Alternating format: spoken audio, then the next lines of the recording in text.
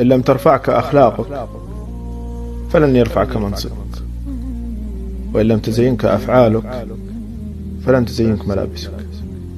هكذا هي الحياة، دين وخلق ومبادئ، إن فقدتها فلا تنتظر الاحترام.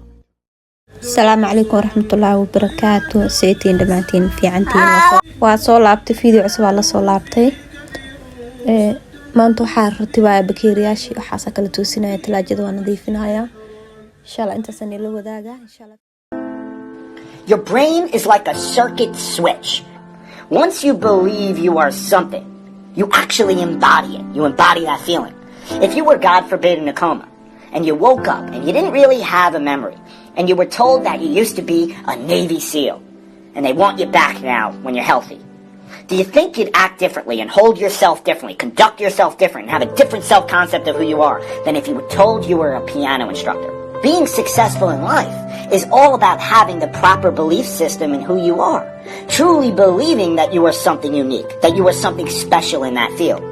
If you truly believe inside of you that you are one of the best actors in the world, you will be entirely different than if you're like, I hope I'm good.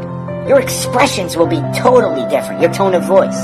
You'll talk in a more convincing fashion. You'll use your natural voice instead of a scripted one. You'll be more emphatic. You'll be more real, more relatable. Our brain is like a circuit. And so if we introduce it with the proper wiring, you're going to go straight to your target. If you're unsure about who you are, then your dreams, your goals, they will never become a reality. Everyone has mental doubts in life, internal conflicts.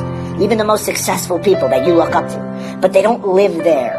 It's how you handle those negative thoughts in that exact moment and overwhelm them with positive action. And that comes with this utmost confidence in yourself that you can handle the situation. Trust in yourself that you are...